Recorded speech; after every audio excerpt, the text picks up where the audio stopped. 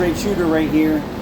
So I got a story for you. A friend of mine from Northeast Philly, Johnny Rocket, has a friend of his who has a Chevy Equinox that the parts cannon was unloaded out on it. If you remember back a few weeks ago, maybe a month ago, she was in, and I found polyurethane exhaust hangers all throughout her exhaust. Her complaint was engine vibrations, and it was horrible. And I said, all right, let me look at the car, bring it over, road tested it, check engine lights. Engine was a little on oil. I go through the whole car, I see struts, control arms, motor mounts, exhaust hangers.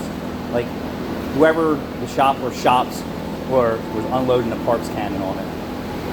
And then she got my name from a friend of mine and said, hey, this guy's really good and he won't steer you wrong. And and she said, yeah, I had shops put motor mounts in and this and that and the other thing. And exhaust system, like tons of stuff here. And I'm like, all right, well, this is kind of weird that another shop, and she's from PA, and PA usually has really good techs. If you're a state inspection mechanic over there, and you're a master tech, or you have the L1, I have an L1, that you'll be able to figure this out.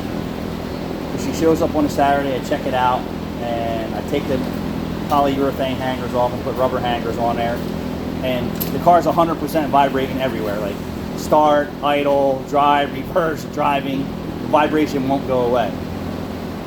So I change the exhaust hangers and I get like a 10% improvement. I'm like, all right, that's one of part of the problem that someone doesn't know what we're doing. And I said, it's got to be in the motor mounts. I started looking at it. I said, did you have the motor mounts changed? She said, yes, 3. I said, they didn't do all 4? She said, no. I said, chances are it's the aftermarket motor mounts causing all the problems.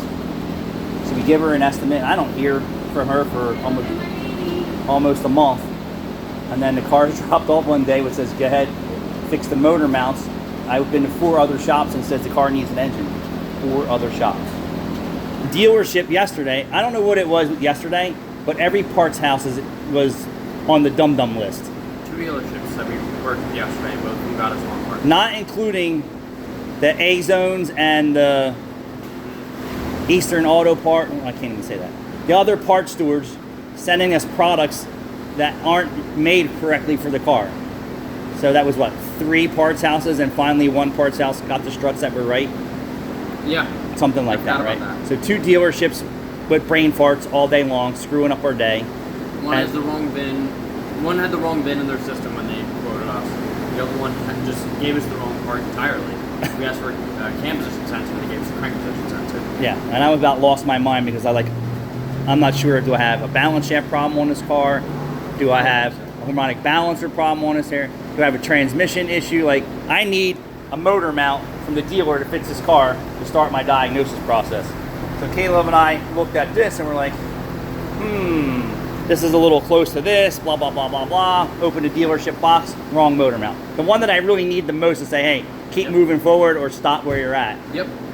So yesterday we got the motor mount. Caleb puts the right one in, or the GM right engine mount in, and he's like, dude, this is like 90% better already. I'm like, how about that? So this mount here, aftermarket, gets the thumbs down because it didn't fix anything. And the guys who were working on it should have known better. Like, hey, there's certain cars you can put aftermarket motor mounts in, and there's absolutely some cars you cannot. If you want the best feel, no vibration, you need OEM. If you don't care and you want the cheapest product and you still want vibrations, put in aftermarket parts. So then Caleb just did the 2 others.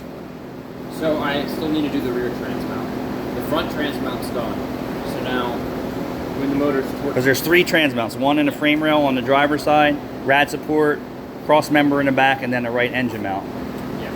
So you can do 1 more, and then if it's not right, then you're going to do the final So one. when the motor's torqued forward, I believe, when the motor's torqued one way, I get no vibration. When it's torqued the other way, I get a little bit of vibration. Yeah. But then you still got to make a road test there.